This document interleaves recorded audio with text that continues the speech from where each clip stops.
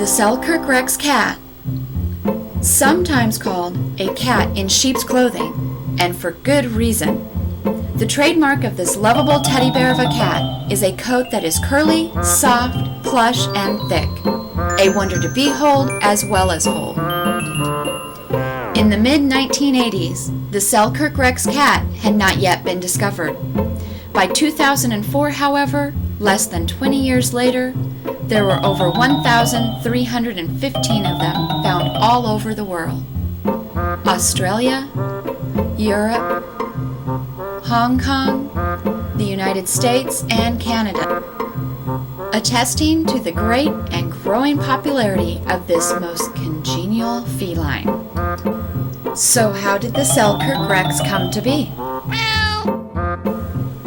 This naturally curly cat originated from a house cat found in a Montana animal shelter in 1987. Gerry Newman, the breed's originator, took the kitten, named her Miss DePesto, and went about proving the curly gene was dominant.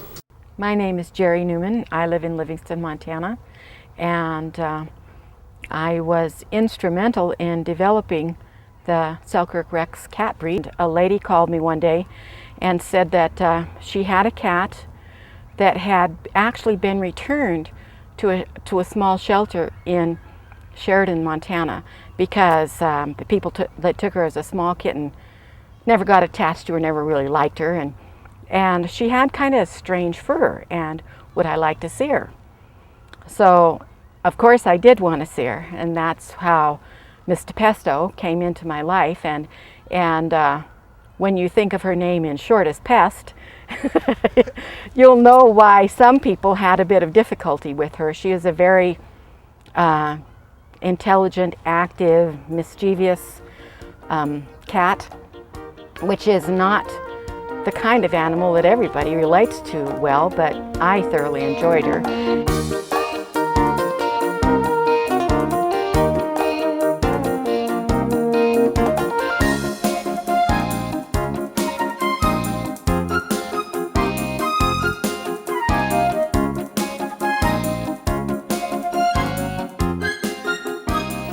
Hard work on the part of dedicated Selkirk breeders turned the rather humble Miss DePesto into the spectacular champion of today. Helping guide their work was scientist-geneticist Lorraine Shelton. I'm Lorraine Shelton. I'm the co-author of the primary textbook on feline genetics called Robinson's Genetics for Cat Breeders and Veterinarians. As a geneticist, I frequently get approached by the public who has found a cat in their backyard, and they want to know if this cat can be the start of a new breed. When I'm presented with a new genetic phenomenon, such as a curly cat with Miss DePesto, our first approach is to establish the genetics of the trait, to find out if it's a dominant trait, where it could be inherited from only one side of the family, or if it's a recessive trait where it must be inherited from both sides of the family. Miss DePesto was first bred to a Persian, I think more out of convenience than anything.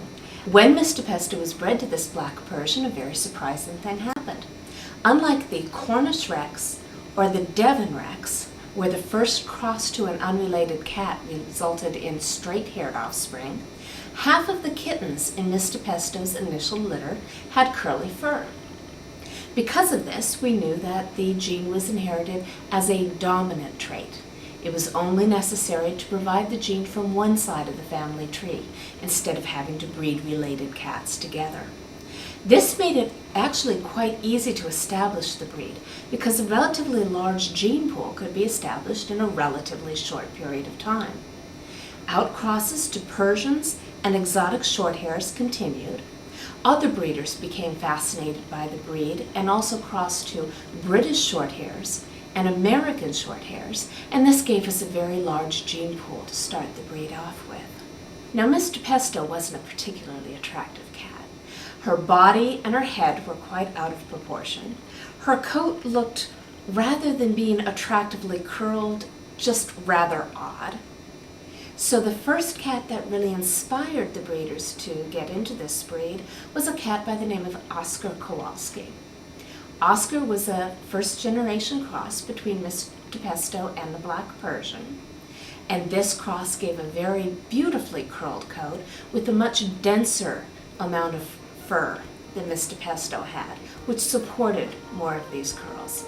It also rounded and improved the size of the head, resulting in a much more attractive cat. From the moment of birth, curly kittens can be distinguished from their straight-haired littermates by their curly whiskers, which are brittle and may break as they grow longer. Both whiskers and hair do not change as the cat grows older. If they are curly at birth, they are curly as an adult.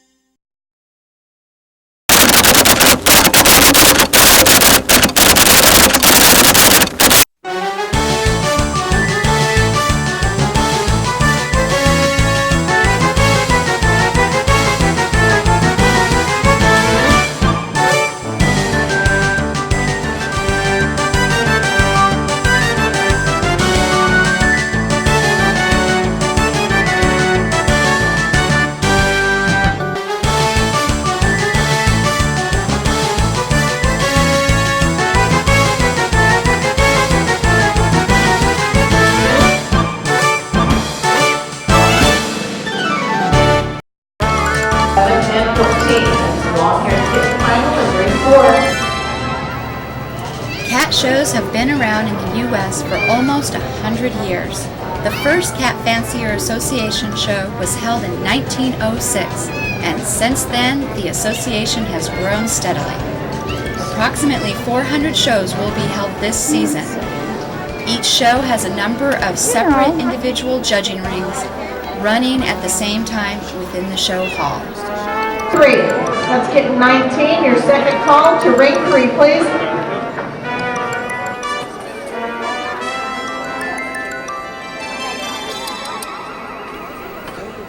Breeders, the public, still photographers, and even television newscasters are drawn to the cat show. Who can resist the antics and heartwarming expressions of these wonderful felines? These cats look like leopards out here. I mean, just huge, small ones, no hair, a lot of hair. I mean, you name it, there's all kinds of cats out here.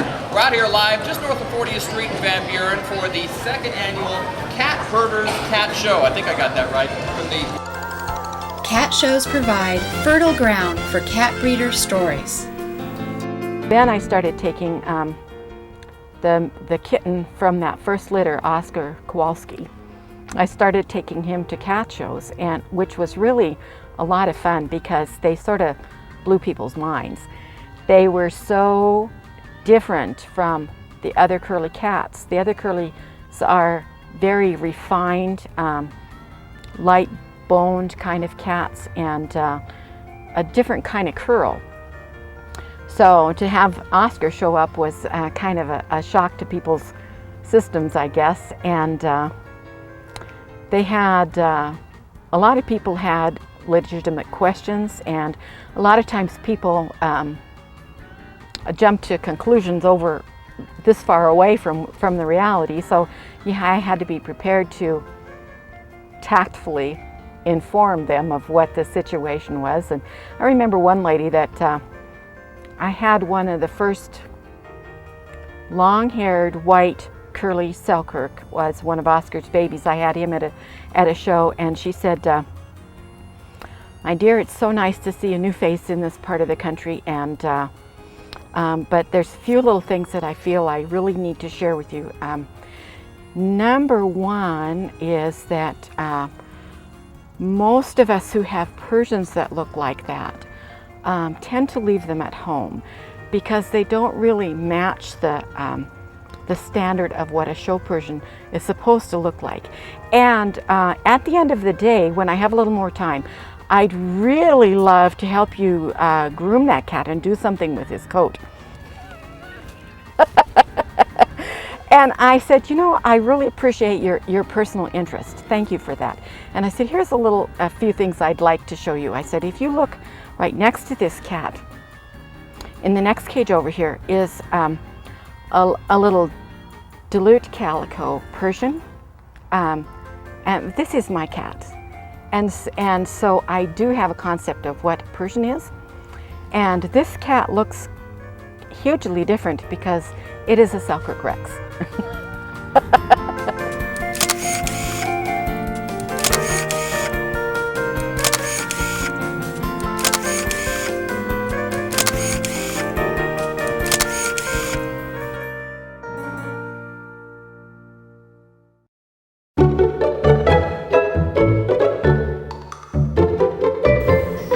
By May 1st, 2000, the Selkirk Rex had advanced to championship status in the American Cat Fanciers Association and the International Cat Association. They are now in championship in all major associations. Judging the many exquisite cats at the shows is no easy task. CFA shows are judged by individuals who meet high qualification criteria. They have completed a rigorous training program that well qualifies them to evaluate the show cat using the CFA breed standards. One of those is Robert Zenda, a CFA all-breed judge. She's our sixth.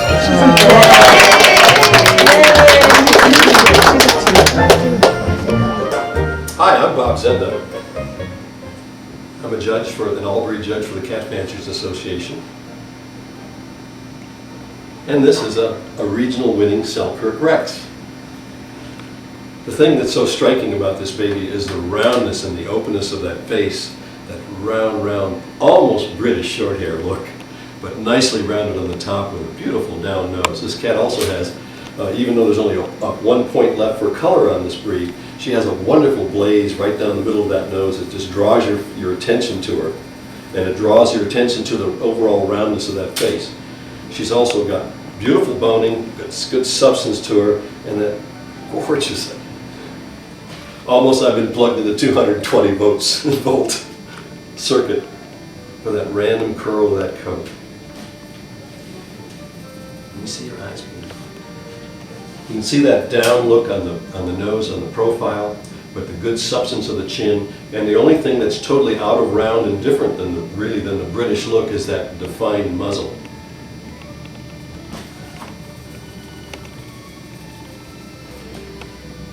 This is also a frequent flyer, I understand. In order to earn a regional win, you got to get out there, and I understand this baby's been flying around the country.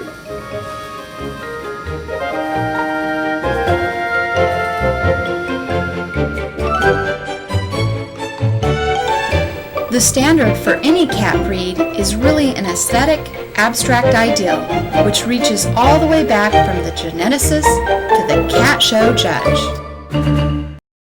One of the most challenging aspects to developing a new breed is developing the written standard for that breed. In the very beginning, Jeri was inspired by some of the standards of some of the other breeds that had already been established. She looked at how breeds such as the British Shorthair and the Persian and the exotic were described, and she saw what traits were similar to how she wanted the Selkirk Rex described. You've got to remember, at the very early stages, we're looking at almost a theoretical cat. The initial Selkirk Rex did not look like the breed that Jeri envisioned. She knew that there was some distance between the cats of today and the ultimate dream cat that she had the vision of, that would be the ultimate Selkirk Rex. When establishing the written standard, it reached a point where we wanted to make sure that the written word gave a visual picture of what the ideal cat would look like. In doing this, the written description was actually handed to an artist who drew a sketch based on the words of that written standard. That sketch appears in the early newsletters as the breeders started communicating with each other and making sure that they shared the same vision of where they wanted the breed to go. In only a decade of very hard work, we found the breed has progressed from a rather unattractive cat to an absolutely gorgeous example that is getting very, very close to that initial vision that the first breeders had for the breed.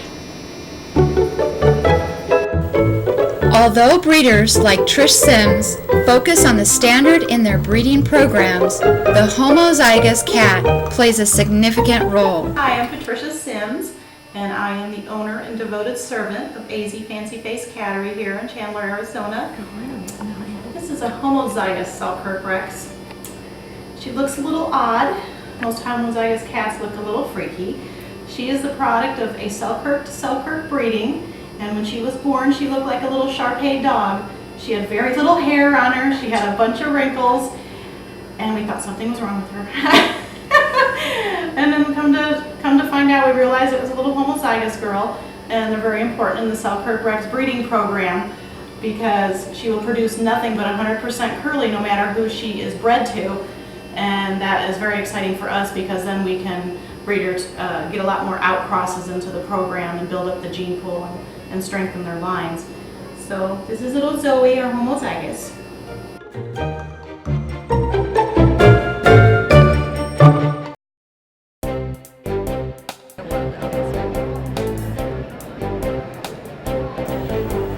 In the cat show environment, the cats are perfectly groomed and every hair is in place. So the Selkirk owner must be prepared to take all kinds of hair jokes. Looks like a bad hair day. This is our dip and dry variety. Although the Selkirk may not win the beauty contest, they always win the Miss Congeniality title. Healthy and sturdy, they are incredibly patient, loving, and tolerant cats. I'm Joanne Bainter, and I'm new to the Selkirk Rex. I have pixie dust cattery. Yeah, they love it. And they'll get up on your lap and just purr, love you up. And then they go off and play and come back with some more. And they're smart, very smart cats.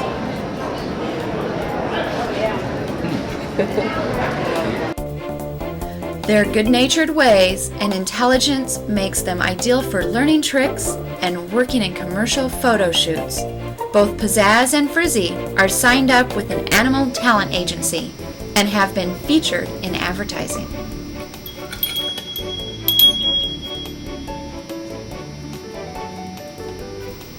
It seems Miss DePesto passed along more than just her curly genes.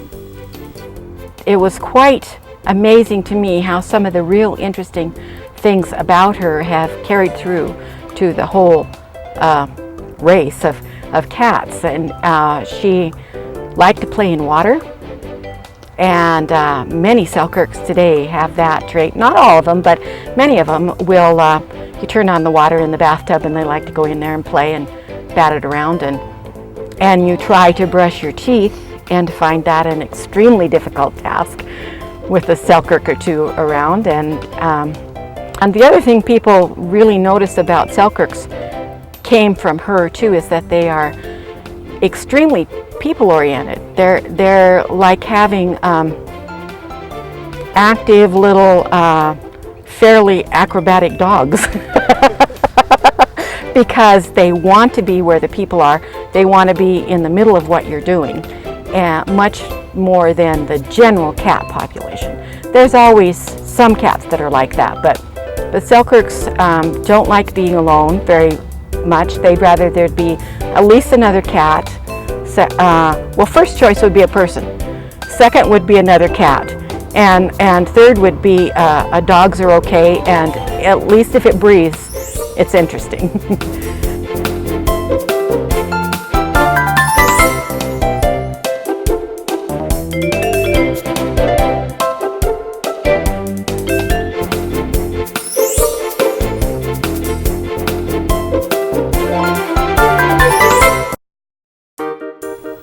Although the Selkirk has come far in the world of purebred cats and is riding high, Jeri's words about introducing a new breed to catdom illustrates the exceeding caution with which this is done.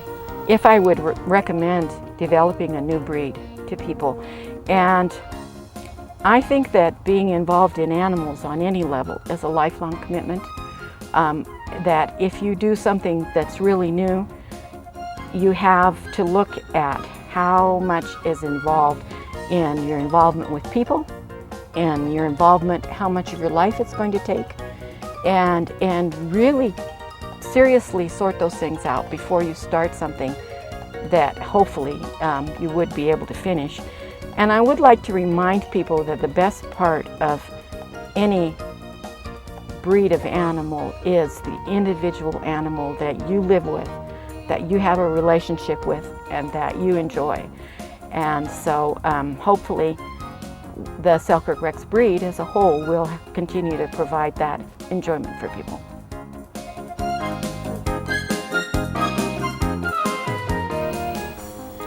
And that, in the end, is what it is all about.